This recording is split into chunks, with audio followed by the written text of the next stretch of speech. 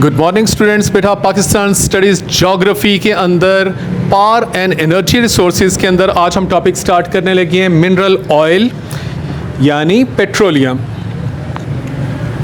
Major petroleum reserves in Potwar plateau that is Khaur, Dhulian, Balkassar, Fimkassar, Toot, Meyal, Adhi, Dhurnal and main oil fields. तो पोटवार प्लेटू में इन जगहों पे जो हैं वो मेन ऑयल फील्ड्स हैं। And in south eastern parts of the Sindh के अंदर ये खशखेली, लगारी, Turk, Tando Alam are main oil fields. तो ये जो हैं ये आपकी सिंध के अंदर ये ऑयल फील्ड्स हैं नियर बदीन। तो बेटे ये पेपर में क्वेश्चन आ जाता है कि पोटवार प्लेटू में किस किस जगह पे ऑयल फील्ड्स हैं और सिंध के अंदर ये किस किस जगह पे हैं। One oil refinery is at Morga Oil Refinery, Attak, which refine oil from the wells of the Pochwar Plateau. For example, Mayal, Tooth. तो एक जो ऑयल फील्ड है वो मोरगा ऑयल फील्ड अटक के मुकाम पे है जो कि इन जगहों से यानी पोचवार प्लेटू के अंदर से मयाल और तूत के अंदर से जो ऑयल आता है उसको वो रिफाइन करती है। Second is at Mahmood Kot near Multan.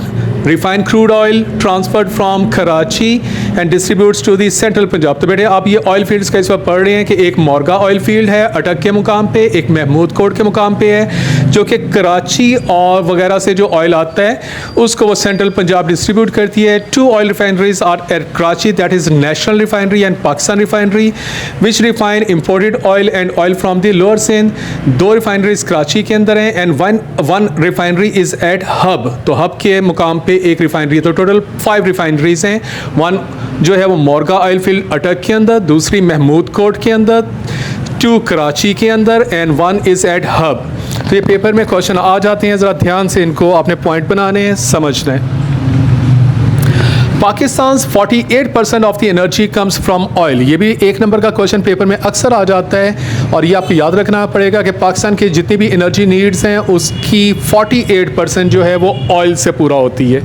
Because of its great importance in the world it is known as the black gold.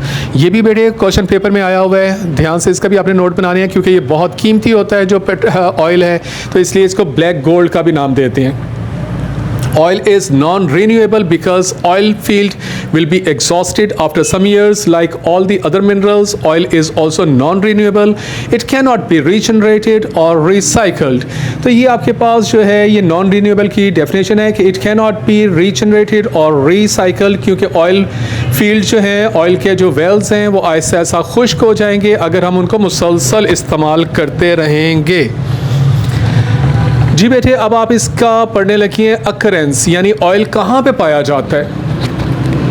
Mainly occur in dome shaped anticlines between the 2 layers of the non porous sedimentary rocks which do not have space और holes. ये आम तौर पे dome shape होते हैं, जो गुंबद होते हैं ना, जिस तरह आपने अक्सर गुंबद इस तरह देखे होंगे, इस तरह वाली ये ज़मीन के अंदर जाके इस तरह की जगह बन जाती है और उसके दरमियान 2 लेयर्स हो जाती हैं और वो लेयर्स जो होती हैं नॉन पोरस होती हैं यानी उनके अंदर होल्स नहीं होते उन लेयर्स के दरमियान, और ऑयल जो है वो उनके अंदर ट्रैप हो जाता है। It is trapped in the porous spaces of the rocks and these spaces are called oil traps.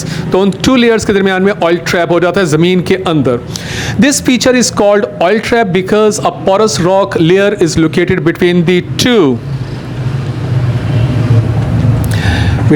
two layers of the non-porous rocks which are in shape of the anticline और dome shape। तो ये देखें ये dome shape इस तरह से होता है, ये दरमियान में आपके पास 2 layers बन जाती हैं, नीचे इस तरह से वाटर होता है, ये लिखा हुआ है, सेंटर में ऑयल जो है वो ट्रैप हो जाता है, ऊपर गैस आ जाती है एंड ये जो ऊपर लेयर है ये नॉन पोरस होती है। Above the trap lies gas and below the trap water is located. नीचे पानी आ जाता है और ऊपर गैस आ जाती है, बीच में ऑयल जो है वो ट्रैप हो जाता है।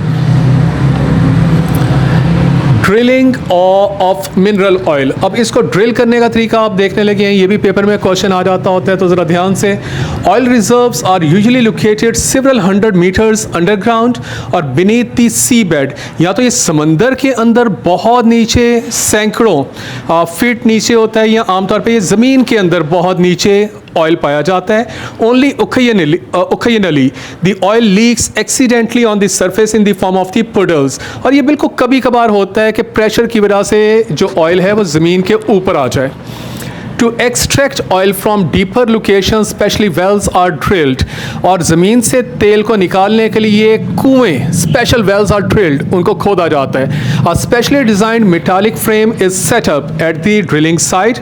और फिर एक specially designed metallic frame होता है, उसको उस कुएं के ऊपर लगाया जाता है. It is called derrick और drilling rig, इसका ये नाम होता है. It is large and tall structure that holds the drilling pipes and other equipment. और इसके ज़रिए अंदर drilling pipe ज़मीन के अंदर डाल दिए जाते हैं. After the oil has been found, और जब पता चलता है कि ठीक है भाई वो पाइप वगैरह के ज़रिए पता चल जाता है कि अंदर ऑयल है, तो फिर उसके बाद क्या किया जाता है कि the derrick is replaced with pipes and valves. तो फिर डेरिक को निकाल के उसकी जगह पे फिर कुएं के अंदर वहाँ पे पाइप एंड वॉल्व्स लगा दिए जाते हैं that regulate the flow of the extracted oil, और उसके ज़रिए फिर ऑयल बाहर आना शुरू हो जाता है. Once oil is sucked out, जब एक दफ़ा ज़मीन से तेल बाहर निकाल लिया जाता है, it is supplied through pipelines to the nearby oil refinery. तो करीबी ऑयल रिफाइनरी पे पाइप्स के ज़रिए उसको सप्लाई कर दिया जाता है. The pipelines carry the oil to the refinery where crude oil is refined and many useful byproducts are obtained through the process of the fractional distillation. तो fractional distillation के ज़रिए फिर वहाँ पे ऑयल को रिफाइन कर लिया जाता है और काफ़ी ज़्यादा बाई प्रोडक्ट्स को हासिल कर लिया जाता है. The by products include, by products के अंदर ये चीज़ें शामिल हो सकती हैं, होती हैं, यानी diesel, kerosene, waxes, paraffin, furnace oil etcetera, और ये अलग से बिक जाती हैं. There are 3 main sectors of the employment in the oil industry. These are primary, secondary and tertiary. तो याद रखिएगा बेटे कि किसी भी सेक्टर के अंदर 3 टाइप्स ऑफ द एम्प्लॉयमेंट होती हैं, प्राइमरी, सेकेंडरी एंड टर्शरी, जो कि इस तरह से ऑयल के सेक्टर के अंदर भी हैं. जी, मोस्ट इंपॉर्टेंट यूज़, फ्यूल जो है यानी पेट्रोल और डीजल जो है वो आमतौर पे कहाँ यूज़ होता है, वो ऑटोमोबाइल व्हीकल्स के अंदर यूज़ होता है, यानी इंक्लूडिंग एयरक्राफ्ट के अंदर, ट्रेन और शिप्स के अंदर ये पेट्रोल और डीजल इस्तेमाल होता है.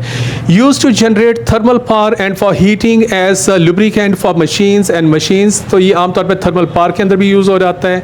Various of the uses of the by products, by products कहाँ कहाँ पर यूज़ होती हैं. बाई प्रोडक्ट्स अभी आपने पढ़ी हैं, diesel, waxes, plastics, detergents, pesticides and pharmaceutical and chemical products के अंदर ये यानी बाई प्रोडक्ट्स यहाँ पे यूज़ हो रही होती हैं.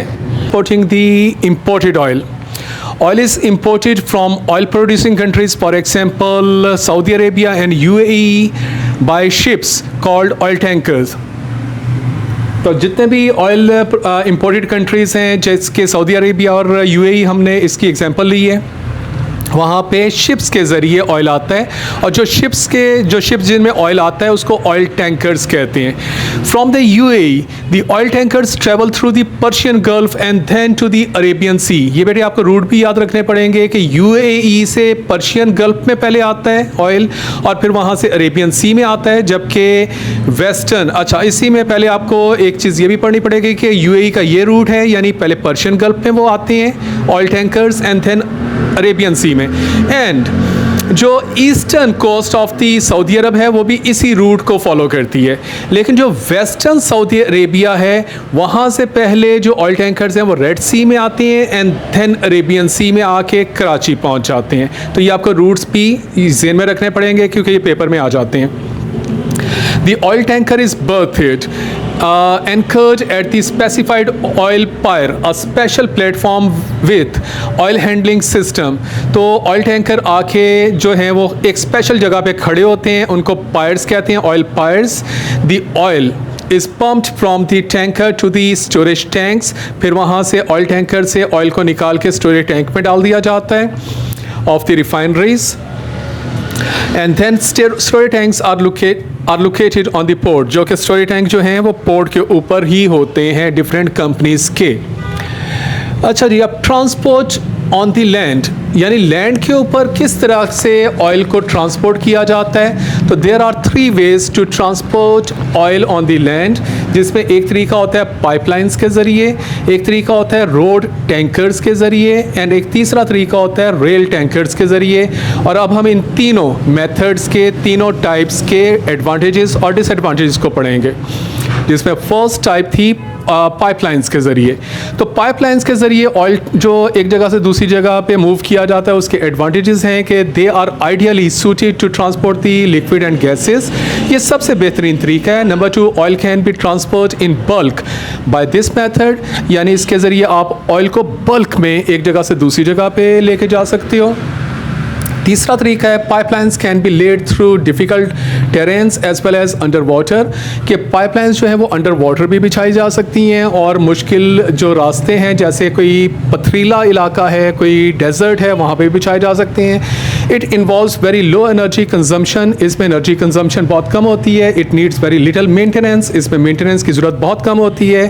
Pipelines are safe, accident free and environmental friendly, और आमतौर पर इसमें एक्सीडेंट्स वगैरह का भी ख़तरा कम होता है।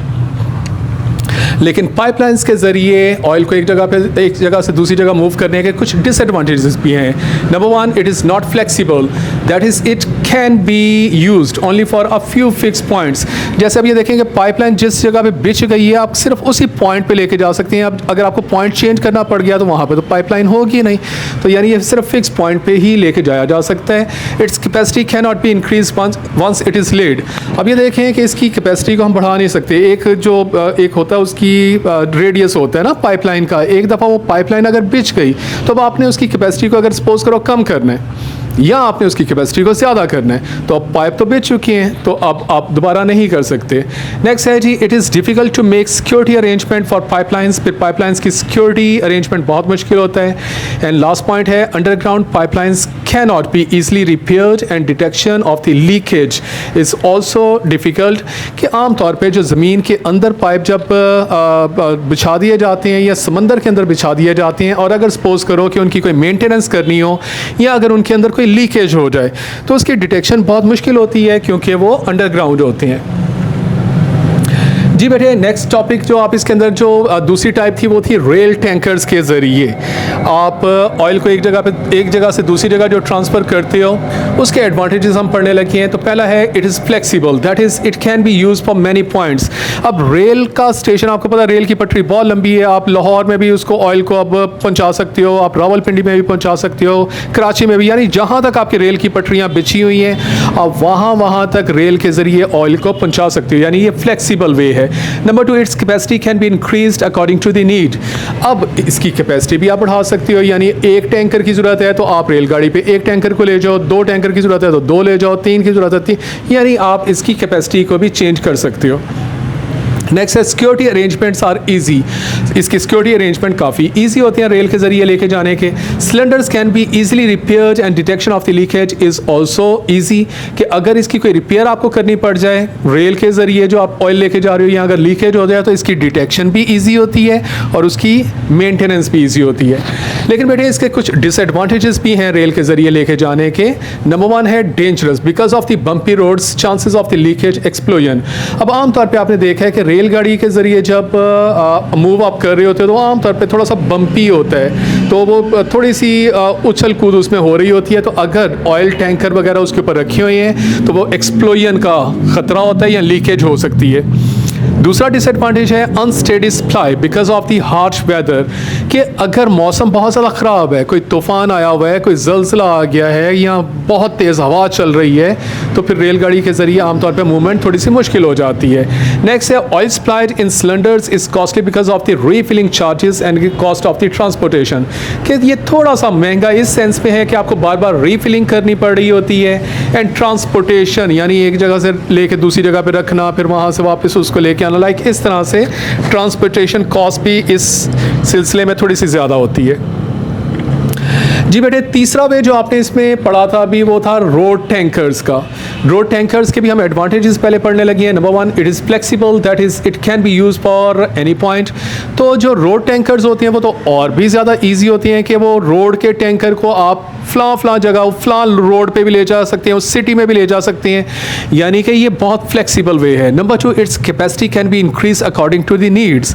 अब ये इसकी कैपेसिटी को आप चेंज कर सकते हैं कि आपको एक रोड टैंकर चाहिए या 2 चाहिए या 10 चाहिए या 10,000 चाहिए, तो डिपेंड करता है नीड के ऊपर, आप इसकी कैपेसिटी को चेंज कर सकते हैं। नंबर नेक्स्ट है, इसके अंदर सिक्योरिटी अरेंजमेंट्स आर इजी। इनकी भी सिक्योरिटी ज़रा इजी होती है क्योंकि शहरों के अंदर और इस तरह जो रूट्स होते हैं उनकी सिक्योरिटी आमतौर पे बेहतर होती है। Cylinders can be easily repaired and detection of the leakage is also easy. इस केस में भी क्योंकि आउटर होता है सब कुछ, तो इन केस अगर कोई लीकेज हो गई है या उसकी कोई मेंटेनेंस करनी पड़ रही है तो वो ईजी है।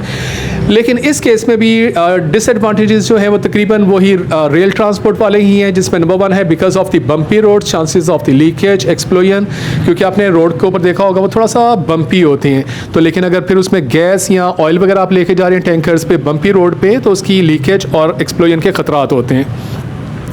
नंबर 2 इसमें है unsteady supply because of the harsh winter, snowfall, landslide वगैरह, कि ऐसे इलाके जहाँ पे लैंडस्लाइड बहुत ज़्यादा होती है, स्नोफॉल होता है, अर्थक्वेक्स आती हैं, तो वहाँ पे रोड टैंकर्स के ज़रिए फिर ऑयल की मूवमेंट ज़रा थोड़ी सी मुश्किल हो जाती है। नेक्स्ट है there are heavy and cause damage to highways, क्योंकि ये बहुत वज़नी होते हैं ये जो ऑयल टैंकर्स होते हैं ना, तो जब ये आम सड़कों के ऊपर चलते हैं, हाईवेज़ पे चलते हैं, तो ये रोड नेटवर्क को काफ़ी डैमेज करते हैं। नेक्स्ट है जी oil supplied in cylinders is costly because of the refilling charges and the cost of the transportation. तो इस केस में भी जो ट्रांसपोर्टेशन कॉस्ट होती है वो थोड़ी सी बढ़ जाती है क्योंकि आपको इसको बार बार रीफिल करना पड़ रहा होता है और सिलेंडर्स वगैरह को मूव करना होता है। जी बेटे, इसमें नेक्स्ट आप टॉपिक पढ़ने लगी हैं transporting crude oil with in Pakistan. Pakistan के अंदर जो क्रूड ऑयल को एक जगह पे से दूसरी जगह पे आपने पहुंचाना होता है, उसकी ट्रांसपोर्टिंग कैसी होती है। तो पढ़ने लगे आप कि pumped by pipelines from oil tankers at the oil tankers on the coast to the nearby refinery, कि सबसे पहले तो जो कॉस्ट के ऊपर यानी साहिल के ऊपर वो ऑयल टैंकर आया था, उससे आपने पाइपलाइंस के ज़रिए नियर बाय रिफाइनरी को ऑयल जो है वो वहाँ पे ट्रांसपोर्ट कर दिया। पार्को एक कंपनी है जिसका फुल नेम होता है Pak Arab Refinery Company, has constructed a pipeline from Karachi port to Mahmood coat.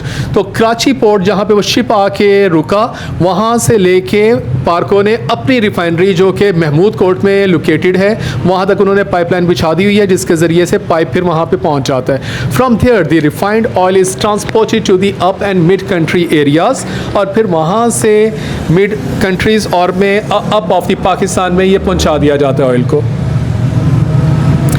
Transport of the refined oil, अब रिफाइनरी पे आके डेफिनेटली उस ऑयल को रिफाइन किया जाएगा और उससे बाई प्रोडक्ट्स को अलग कर दिया जाएगा। अब वो जो रिफाइंड ऑयल है, अब उसकी ट्रांसपोर्ट कैसे करनी है। तो refined oil is transported from the refineries to the storage tanks of various oil companies. तो जो वेरियस ऑयल कंपनीज होती हैं फिर वो रिफाइनरी से ऑयल को लेके जाती हैं through pipelines. Consumers purchase oil and other products directly from the storage setups, और वो जो फिर स्टोरेज सेटअप्स बने होते हैं कंज्यूमर्स वहाँ से उनको परचेज करते हैं। From Karachi to the other parts of the country oil and its product are supplied by road and rail network rail tankers. Karachi से बाकी पूरे मुल्क में जब ये ऑयल ट्रांसपोर्ट किया जाता है तो ये आम तौर पे रोड और रेल टैंकर्स के ज़रिए किया जाता है। Some other foreign investors have also shown interest in the field of the oil exploration. Pakistan के अंदर ये बहुत प्रॉफिटेबल एक सेक्टर है, तो बहुत सारे फॉरेन इन्वेस्टर्स इस फील्ड में इन्वेस्टमेंट कर रहे हैं। In the public sector, Oil and Gas Development Corporation (OGDC) is responsible for this sector. More recently, another supervisory body has been created under the name of the Oil and Gas Regulatory Authority, that is OGRA.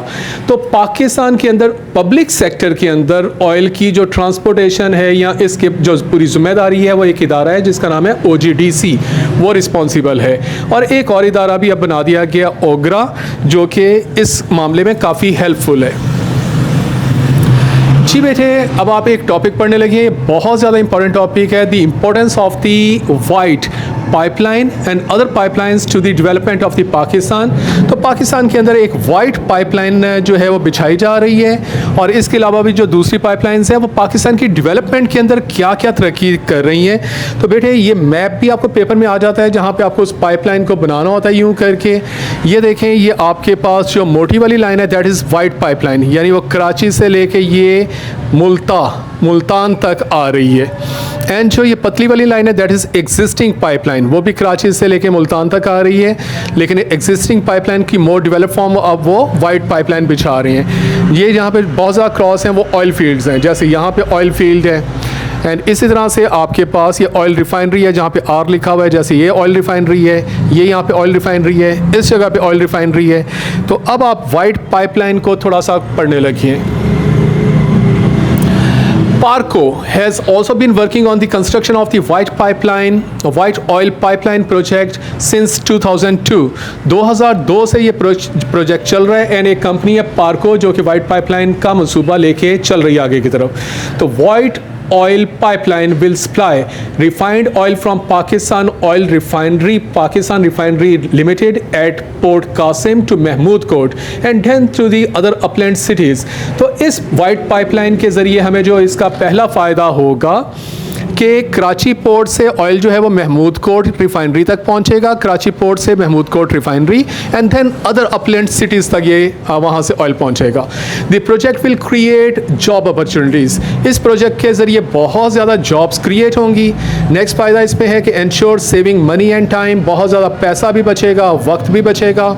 Next इसका फ़ायदा हमें होगा कि will result in local development of the many areas, बहुत ज़्यादा जो local areas हैं उनकी डेवलपमेंट होगी। This pipeline will take the load of increasing demand for the petroleum product, Pakistan के अंदर जो पेट्रोलियम प्रोडक्ट की डिमांड बढ़ती जा रही है, ये पाइपलाइन उस ज़रूरियात को पूरा करने में हमें बहुत मदद करेगी। This pipeline will save transportation cost and stabilize cost, तो ट्रांसपोर्टेशन कॉस्ट बहुत कम हो जाएगी, प्राइसेस जो हैं वो स्टेबलाइज हो जाएंगी, which will contribute to the economic welfare of the people and country, लोगों के हालात उससे और बेहतर हो जाएंगे।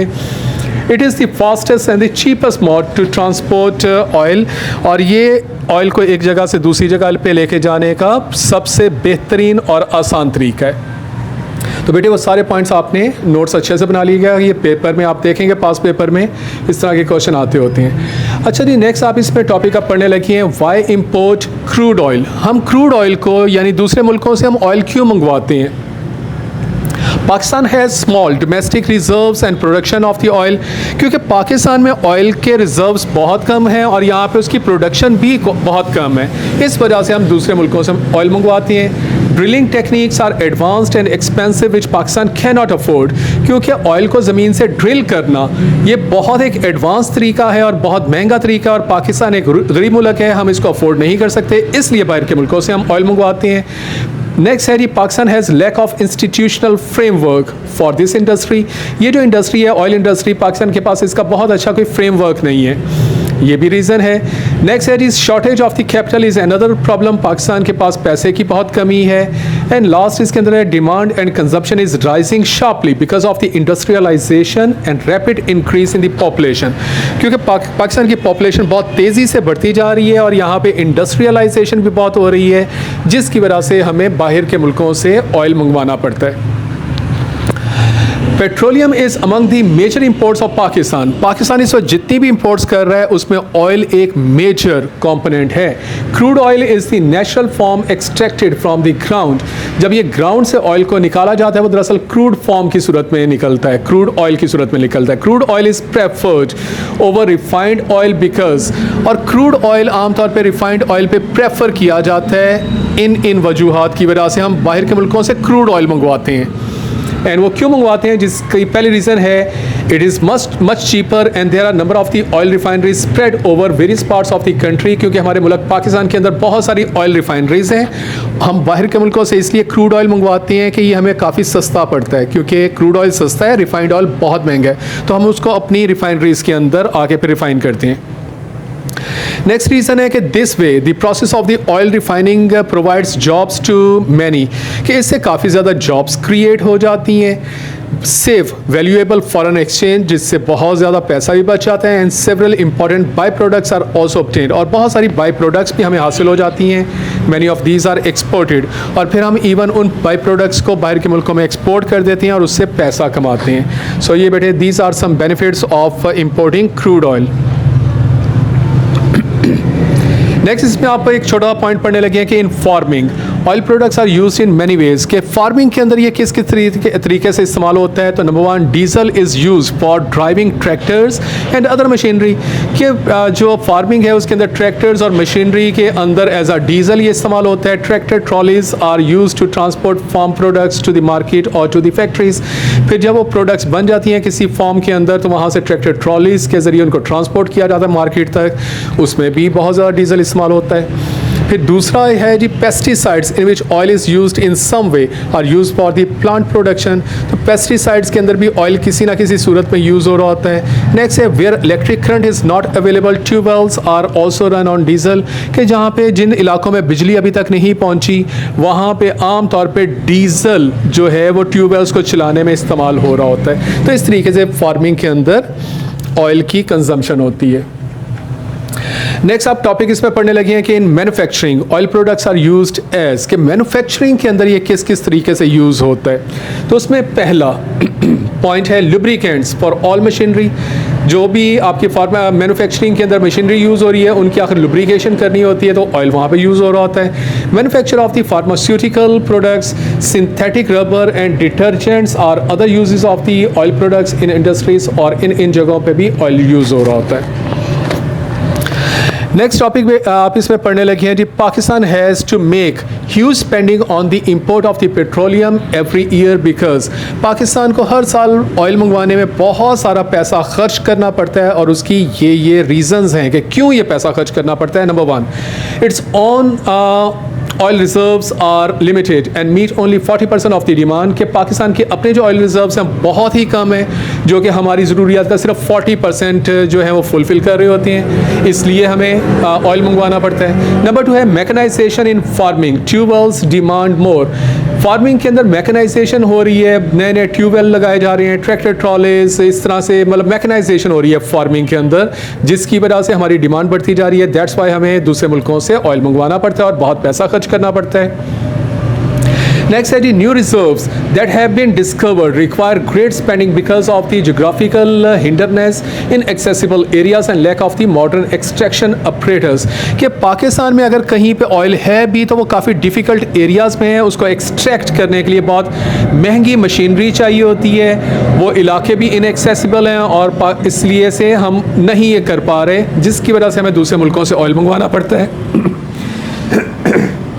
नेक्स्ट इस पे है जी rapid population growth and better standards result in increasing demand of the electricity as well as other machines that make use of the oil and oil products, के जैसे जैसे पॉपुलेशन पाकिस्तान की बढ़ती जा रही है, लोगों का लिविंग स्टैंडर्ड बढ़ता जा रहा है, तो इलेक्ट्रिसिटी की डिमांड बढ़ती जा रही है, जिसके लिए हमें ऑयल और ऑयल प्रोडक्ट्स की ज़रूरत है। दैट्स वाई हमें इंपोर्ट करना पड़ता है। नेक्स्ट रीज़न है जी rapid pace of the industrialisation also needs oil for sustained thermal power supply and oil products, कि आपको इंडस्ट्रियलाइजेशन को सस्टेन इस ग्रोथ को करने के लिए हमें ऑयल की ज़रूरत है। Last one is agriculture sector, though a small consumer also needs diesel to run tubewells, कि agriculture sector के अंदर भी बहुत ढेर सारा हमें ऑयल चाहिए होता है, जिसकी वजह से भी हमें बाहर के मुल्कों से ऑयल इंपोर्ट करना पड़ता है। जी बेटे नेक्स्ट इसमें आप पॉइंट पढ़ने लगे हैं and because of this problems arises such as, और इसकी वजह से क्या क्या प्रॉब्लम्स पाकिस्तान को फेस करनी पड़ती हैं इतना सारा ऑयल जब वो इंपोर्ट करवाना पड़ता है। तो पहली प्रॉब्लम आप पढ़ने लगी हैं कि Pakistan trade balance is negative and gap is widening because is not under control, कि पाकिस्तान का जो बैलेंस है, जो ट्रेड बैलेंस है वो नेगेटिव हो जाता है, यानी हम इतने पैसे कमाते नहीं हैं जितने एक्सपेंस कर देते हैं, यानी बाहर के मुल्कों की चीज़ें हमें परचेज़ करने के लिए बहुत ज़्यादा एक्सपेंस करना पड़ जाता है, जिसकी वजह से हमारा ट्रेड बैलेंस जो है वो काफ़ी डिस्टर्ब हो जाता है और ये गैप ऐसा सा बढ़ता ही जा रहा है। नेक्स्ट हमें जो प्रॉब्लम इसकी वजह से फेस करनी पड़ती है वो है कि after payment of the oil less money is left for development projects like making roads, housing, education, health etcetera, कि वो जब ऑयल की हम पेमेंट कर देते हैं तो फिर बाकी बहुत कम पैसा हमारे पास बचता है बाकी कोई प्रोजेक्ट बनाने के लिए जिनके ये नाम लिखे हुए हैं। Loans and debts have to be taken for survival and interest on these which have to be paid is an additional problem, कि फिर क्योंकि हमारे पास पैसे कम होते हैं ऑयल ख़रीदने के बाद और फिर हमें बाकी अपने प्रोजेक्ट्स को पूरा करने के लिए IMF, वर्ल्ड बैंक वगैरह से लोन्स लेने पड़ते हैं एंड जब हम लोन्स लेते हैं तो उसके ऊपर इंटरेस्ट देना पड़ता है, ये एक एडिशनल प्रॉब्लम आ जाती है। Last one is taxes are impose to meet the deficit and general public suffers the inflation. फिर इस सारे मामले को हल करने के लिए आपको पब्लिक के ऊपर टैक्स लगाना पड़ता है, जिसकी वजह से इन्फ्लेशन प्रॉब्लम आ जाती है एंड पब्लिक को भी प्रॉब्लम आ जाती है। सो बेटे ये दीज आर सम प्रॉब्लम्स, तो इनके नोट्स अच्छे से बना लीजिएगा। Thank you so much.